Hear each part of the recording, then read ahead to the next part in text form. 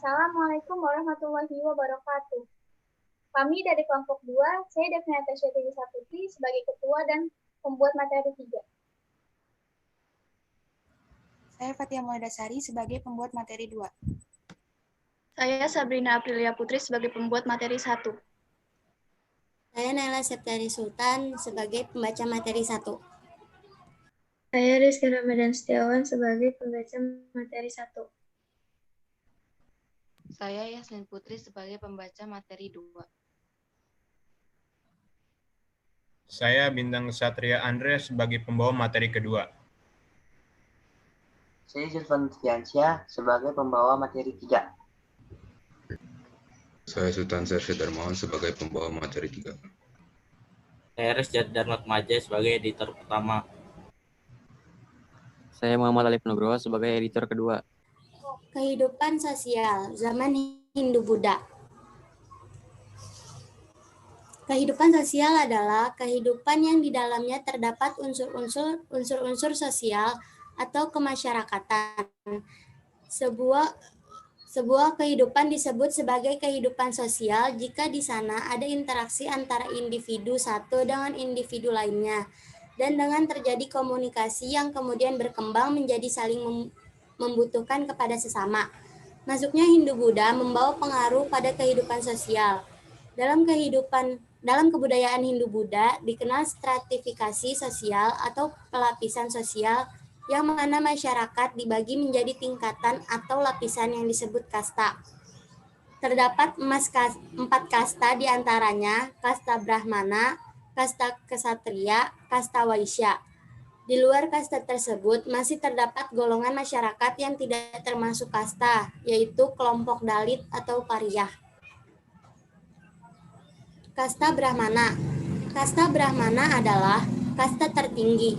Kasta Brahmana adalah kasta para pendeta, pemuka agama, dan guru. Kasta Brahmana mempunyai hak untuk memimpin upacara keagamaan, memberi pemberkatan, dan mengelola kuil. Golongan ini adalah golongan paling dihormati dan biasanya menjadi penasehat raja.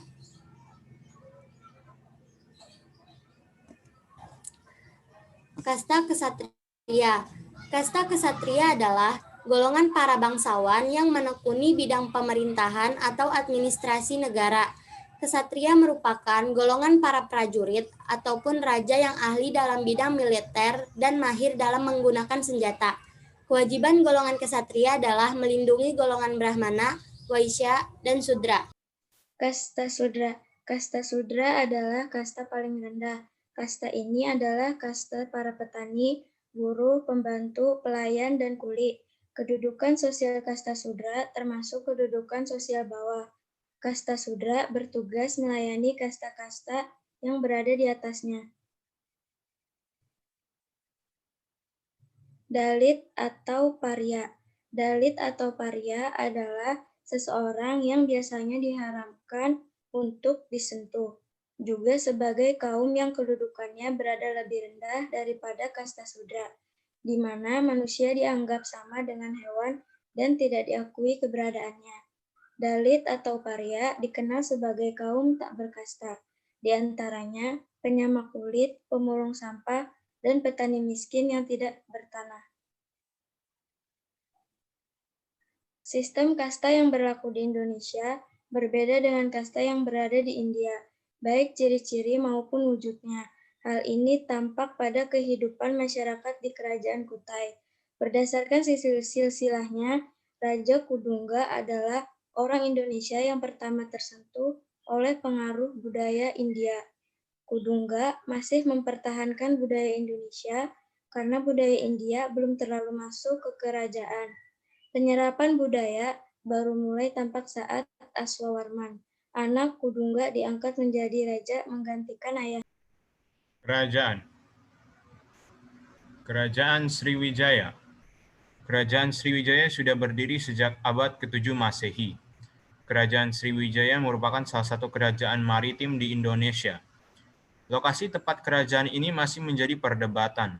Ada sejarawan yang meyakini lokasi kerajaan ini terletak di Palembang dan Sumatera.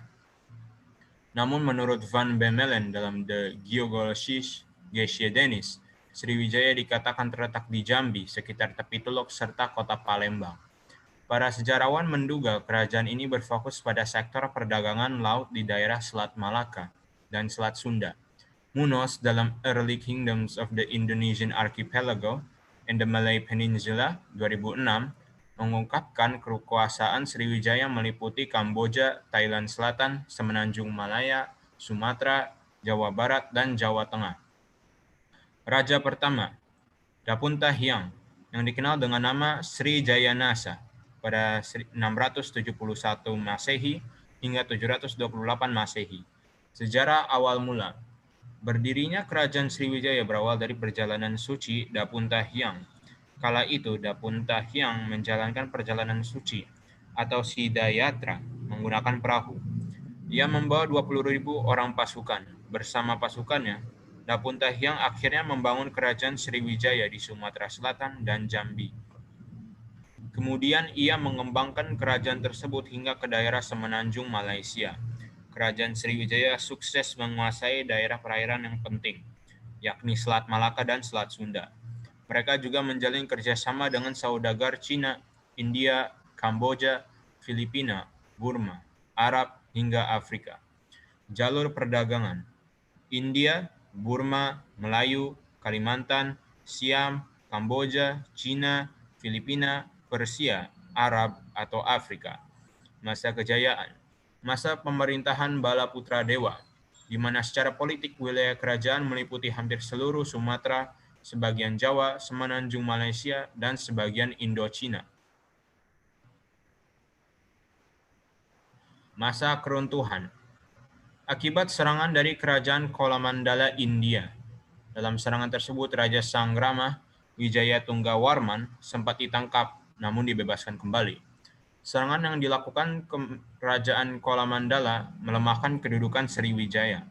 Pada 1275, kerajaan Sriwijaya mendapat serangan dari kerajaan Melayu dan Singosari dalam rangka ekspedisi Pamalayu. Kerajaan Sriwijaya mengalami kehancuran akibat serangan kerajaan Majapahit pada tahun 1337. Prasasti peninggalan. Kedudukan Bukit, Talang Tuo, Telaga Bato, Kota Kapur, Karangberahi. Raja-raja. 1. Sri Indrawarman. 2. Dharanindra. 3. Samaratungga. 4. Rakai Pikatan. 5. Bala Putra Dewa. 6. Sri Udaya Ditya Warman. 7. Sri Chulamani Warman. 8. Sri Marawijaya Tunggawarman. 9. Sri Sanggarama Wijaya Tunggawarman.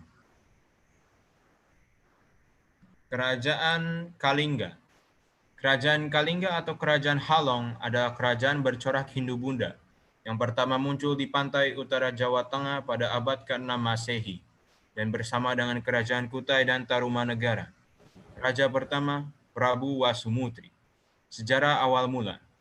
Catatan sejarah mengenai keberadaan Kerajaan Kalingga berasal dari kronik berita Tiongkok dan catatan-catatan lokal masyarakat Jawa Tengah. Kerajaan Kalingga oleh masyarakat Tiongkok disebut sebagai Ho Ling, yang pertama kali diberitakan oleh seorang penjelajah, sekaligus pendeta bernama Yi Xing. Catatan perjalanan bangsa Tiongkok menyebutkan bahwa di Jawa, pada abad ke-7 Masehi, telah berkembang salah satu pusat pengetahuan agama Buddha Hinayana. Salah satunya berada di Ho Ling, yang dipimpin oleh seorang pendeta bernama Jana Badra. Pendeta dari Jawa itu kemudian bekerja bersama pendeta dari Tiongkok bernama Hui Ning untuk menerjemahkan kitab Buddha ke dalam bahasa Tiongkok. Keberadaan Kalingga juga diceritakan dalam berita dinasti Tang, 618 Masehi sampai 906 Masehi.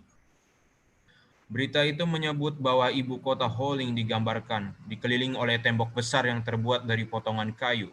Raja Ho Ling tinggal di sebuah bangunan besar bertingkat dengan atap terbuat dari daun palem dan singgasana yang terbuat dari gading. Penduduk yang tinggal di sekitar kerajaan Kalingga diceritakan sangat pandai membuat minuman keras. Jalur perdagangan melalui pelabuhan di Pekalongan ataupun di pesisir kuno antara bagian utama Pulau Jawa dengan Gunung Muria. Masa kejayaan. Masa kejayaan Kerajaan Kalingga terjadi pada masa pemerintahan Ratu Sima, yang dikenal sebagai raja yang patuh menjalankan hukum kerajaan. Disebutkan bahwa ratu ini seorang pemimpin yang tegas, jujur, dan bijaksana, serta melaksanakan hukum dengan tegas. Ketegasannya dalam menerapkan keadilan ditampilkan dengan cara menguji kejujuran rakyat. Cara ini memperlihatkan bahwa raja dan rakyat Kalingga merupakan negara yang taat hukum, yang dipakai sebagai pedoman hidup bagi mereka dalam bernegara dan beragama. Masa keruntuhan. Masa keruntuhan Kerajaan Kalingga dimulai setelah Ratu Sima meninggal dunia dan tahtanya dilanjutkan oleh keturunannya. Setelah Ratu Sima meninggal di tahun 732 Masehi, Sanjaya menggantikan buyutnya dan menjadi raja Kerajaan Kalingga Utara yang kemudian disebut Bumi Mataram. Pada tahun 752, Kerajaan Kalingga menjadi wilayah taklukan Sriwijaya, dikarenakan kerajaan ini menjadi bagian jaringan perdagangan Hindu. Raja-raja: 1. Santanu, 2. Selendra, 3. Ratu Sima, 4. Dewi Parwati, 5. Dewi Sannaha, 6. Narayana. Prasasti peninggalan: Prasasti Sojomerto, Prasasti Tukma, Candi Angin, Puncak Sangkalingkur. 3. Kerajaan Mataram. Kerajaan Mataram kuno atau juga sering disebut Kerajaan Medang merupakan kerajaan yang bercorak agraris. Tercatat terdapat 3 wangsa dinasti yang pernah menguasai Kerajaan Mataram kuno, yaitu Wangsa Sanjaya, Wangsa Shailendra, dan Wangsa Isana. Wangsa Sanjaya merupakan pemeluk agama Hindu beraliran Shiva, sedangkan Wangsa Shailendra merupakan pengikut agama Buddha. Wangsa Isana sendiri merupakan wangsa baru yang didirikan oleh Empu Sindok. Raja pertama, Sanjaya. Sejarah awal mula. Kesultanan Mataram didirikan oleh Penembahan Senapati pada tahun 1586. Pada mulanya, kesultanan ini adalah wilayah teritorial Kerajaan Pajang. Kemudian, menundukkan dan menyatukan beberapa wilayah kerajaan sekitarnya. Selanjutnya, pada tahun 1586, wilayah Pajang sudah menjadi bagian dari kedaulatan Kesultanan Mataram, diikuti penyerahan tahta Pajang oleh Pangeran Benawa kepada Penembahan Senapati. Perkembangan Mataram begitu besar dan kuat sehingga sebagian besar sejarawan setuju bahwa itu telah didirikan selama beberapa generasi perintis Mataram. Jalur perdagangan. Pada zaman Mataram kuno, masa pemerintahan Dharma Wangsa Airlangga, berkembang berdagang antar pulau dan perdagangan internasional yang menawarkan hasil bumi dari sekitar Kerajaan Mataram, termasuk hasil pertanian masyarakat. Masa kejayaan. Sepanjang abad ke-16, tepatnya pada puncak kejayaan di bawah pemerintahan Hanyakrokusuma, Mataram adalah salah satu negara terkuat di Jawa. Kesultanan yang menyatukan sebagian besar Pulau Jawa, Madura, dan Sukadana atau Kalimantan Barat. Kesultanan ini terdiri dari wilayah Kutagara, Nagaragung, Pancagara, Pasisiran, dan sejumlah kerajaan vassal. Beberapa di antaranya dianekasi ke dalam teritori kesultanan, sedangkan sisanya diberikan beragam tingkat otonomi. Masa keruntuhan. Runtuhnya Kerajaan Mataram disebabkan oleh beberapa faktor. Pertama, disebabkan oleh letusan Gunung Merapi yang mengeluarkan lahar. Kemudian lahar tersebut menimbulkan candi-candi yang didirikan oleh kerajaan, sehingga candi-candi tersebut menjadi rusak. Kedua, runtuhnya Kerajaan Mataram disebabkan oleh krisis politik yang terjadi pada tahun 927 sampai 929 Masehi. Ketiga, runtuhnya kerajaan dan perpindahan letak kerajaan dikarenakan pertimbangan ekonomi. Di Jawa Tengah, daerahnya kurang subur, jarang terdapat sungai besar dan tidak terdapatnya pelabuhan strategis. Sementara di Jawa Timur, apalagi di pantai selatan Bali, merupakan jalur yang strategis untuk perdagangan dan dekat dengan daerah sumber penghasil komoditi perdagangan. Raja-raja. 1. Sanjaya. 2. Rakai Panangkaran. 3. Rakai Panunggalan alias Darnanindra. 4. Rakai Warak alias Samarawira. Yang kelima, Rakai Garung alias Samaratungga. 6. Rakai Pikatan Suami Pramodawardhani. 7. Rakai Kayuwangi alias Dia Lakapala. 8. Rakai Watu Humalang. 9. Rakai Watukra Dia Balitung. 10 Empu Daksa, 11 Rakai Layang Diah Tulodong, 12 Rakai Sumba Diah Wawa, 13 Empu Sindok awal periode Jawa Timur, 14 Sri Lakapala, 15 Makutawangsa Wardana, 16 Harmawangsa Teguh. Prasasti peninggalan. Prasasti Canggal, Prasasti Kelurak, Prasasti Matiasi, Prasasti Sojomerto. Kerajaan Medang Kamulan. Medang Kamulan adalah wilayah atau kerajaan serta mitologis yang dianggap pernah berdiri di Jawa Tengah dan mendahului Kerajaan Medang. Kamulan berarti permulaan, sehingga Medang Kamulan dapat diartikan sebagai Pramedang.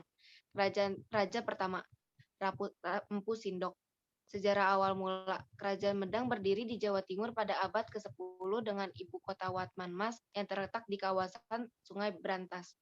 Sebelumnya, Kerajaan Medang berdiri di Jawa Tengah dengan nama Kerajaan Mataram. Lokasi kerajaan harus pindah ke Jawa Timur karena letusan Gunung Merapi menghancurkan Kerajaan Mataram. Berdasarkan Prasasti Matiasi, Raja pertama Kerajaan Medang saat ini berada di Jawa Tengah adalah Raja Mataram Sang Ratu Sanjaya. Jalur perdagangan, kehidupan ekonomi. Raja Empu Sindok mendirikan ibu kota kerajaannya di tepi Sungai Brantas dengan tujuan menjadi pusat pelayaran dan perdagangan di daerah Jawa Timur. Bahkan pada masa pemerintahan Dharma Wangsa, aktivitas perdagangan bukan saja di Jawa Timur, tetapi berkembang keluar wilayah Jawa Timur. Di bawah pemerintahan Raja Dharma Wangsa, Kerajaan Medang Kamulan menjadi pusat aktivitas pelayaran perdagangan di Indonesia Timur. Namun, akibat serangan dari Kerajaan Murawari, segala perekonomian Kerajaan Medang Kamulan mengalami kehancuran. Masa kejayaan. Puncak kejayaan terdiri pada tahun 898 sampai 910 Masehi. Kala itu, Kerajaan Medang dipimpin oleh Raja Balitung dan memiliki kekuasaan meliputi Bagelen di Jawa Tengah sehingga Malang di Jawa Timur. Selain itu, ada juga menyebutkan puncak kejayaan Kerajaan Medang terjadi pada masa Raja Airlangga. Hal itu tertulis dalam kitab Arjuna Wiwaha Karya Empu Kanwa. Masa keruntuhan. Mahapralaya adalah peristiwa kehancurannya Istana Medang di Jawa Timur berdasarkan berita dalam prasasti Puncangan. Tahun terjadinya peristiwa tersebut tidak dapat dibaca dengan jelas, sehingga muncul dua versi pendapat. Sebagian sejarawan menyebut Kerajaan Medang runtuh pada tahun 1006, sedangkan yang lain menyebutkan pada tahun 1016. Raja-raja. 1. Empu Sindok. 2. Sri Isyana Tunggawijaya. 3. Sri Makutawangsa Wardana. 4. Dharmawangsa Teguh. 5. Airlangga. Prasasti peninggalan. Prasasti Tangeran, Prasasti Bangil, Prasasti Lor, Prasasti Kalkula. Akulturasi kebudayaan Hindu-Buddha. Kontak budaya atau akulturasi adalah suatu proses pencampuran antara unsur-unsur kebudayaan yang satu dengan kebudayaan yang lain, sehingga membentuk kebudayaan baru. Namun, kebudayaan baru yang dihasilkan tersebut tidak melenyapkan kepribadian kebudayaan sendiri atau ciri khasnya. Maka untuk bisa berakulturasi, masing-masing kebudayaan harus seimbang. Pengaruh kebudayaan Hindu-Buddha di Indonesia membawa perubahan signifikan dalam berbagai hal bidang kehidupan masyarakat. Adapun perwujudan akulturasi antara kebudayaan Hindu-Buddha dengan kebudayaan Indonesia terlihat dari seni bangunan, kesastraan, bahasa, dan tulisan, kepercayaan dan filsafat, juga sistem pemerintahan. Seni bangunan. Masuknya pengaruh seni bangunan Hindu-Buddha ke Indonesia membawa pengaruh terhadap seni bangunan, terutama bangunan candi. Jika dilihat dari bentuknya, bangunan candi selalu bertingkat-tingkat yang terdiri atas kaki candi, tubuh candi, dan puncak candi. Oleh karena itu, pada candi ditemukan unsur Indonesia dan unsur Hindu-Buddha. Seni rupa. Seni rupa masuk ke kebudayaan Hindu-Buddha pengaruh terhadap perkembangan seni rupa di Indonesia. Contoh, seni hias yang berupa relief pada dinding candi di Indonesia menunjukkan adanya akulturasi antara budaya Indonesia dan Hindu-Buddha. Hiasan relief pada candi biasanya merupakan suatu cerita yang berhubungan dengan agama. Seni sastra. Seni sastra, pengaruh seni sastra India juga turut memberi corak dalam seni sastra Indonesia. Bahasa Sanskerta besar pengaruhnya terhadap sastra Indonesia. Prasasti di Indonesia seperti Kutai, Tarumanegara, dan prasasti di Jawa Tengah pada umumnya ditulis dalam bahasa Sanskerta dan huruf Pallawa. Seni kepercayaan. Sistem kepercayaan sejak zaman prasejarah, bangsa Indonesia telah memiliki kepercayaan berupa pemujaan terhadap roh nenek moyang dan juga kepercayaan terhadap benda-benda tertentu. Kepercayaan itu disebut animisme dan dinamisme. Dengan masuknya kebudayaan Hindu-Buddha ke Indonesia, terjadilah akulturasi. Sebagai contoh dalam upacara keagamaan pemujaan terhadap para dewa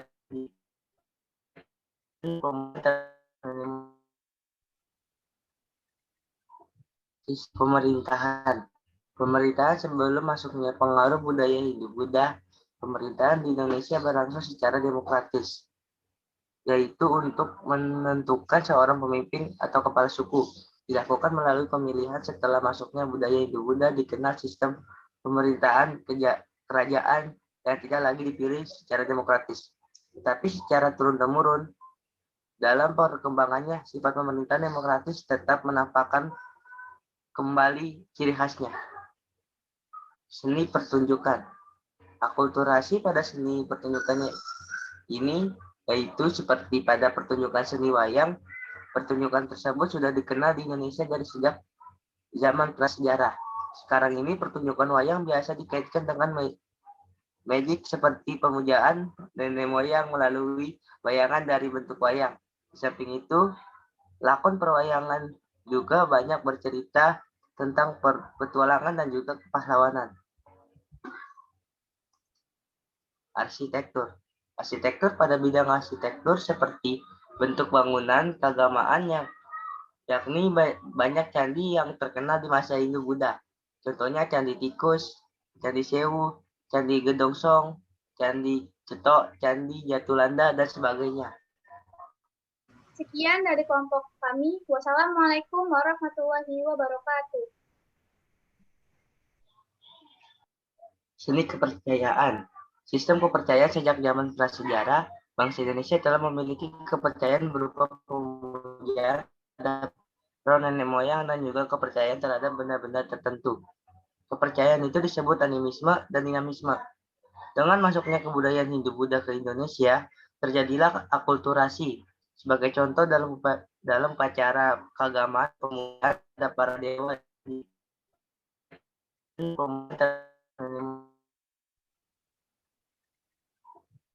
pemerintahan. Pemerintahan sebelum masuknya pengaruh budaya Hindu-Buddha, pemerintahan di Indonesia berlangsung secara demokratis, yaitu untuk menentukan seorang pemimpin atau kepala suku. Dilakukan melalui pemilihan. Setelah masuknya budaya Hindu-Buddha, dikenal sistem pemerintahan kerajaan yang tidak lagi dipilih secara demokratis, tetapi secara turun-temurun. Dalam perkembangannya, sifat pemerintahan demokratis tetap menampakkan kembali ciri khasnya. Seni pertunjukan. Akulturasi pada seni pertunjukannya ini yaitu seperti pada pertunjukan seni wayang. Pertunjukan tersebut sudah dikenal di Indonesia dari sejak zaman prasejarah. Sekarang ini pertunjukan wayang biasa dikaitkan dengan magic seperti pemujaan nenek moyang melalui bayangan dari bentuk wayang. Di samping itu, lakon perwayangan juga banyak bercerita tentang petualangan dan juga kepahlawanan. Arsitektur. Arsitektur pada bidang arsitektur seperti bentuk bangunan keagamaan yakni banyak candi yang terkenal di masa Hindu-Buddha. Contohnya Candi Tikus, Candi Sewu, Candi Gedongsong, Candi Cetok, Candi Jatulanda, dan sebagainya. Sekian dari kelompok kami. Wassalamualaikum warahmatullahi wabarakatuh.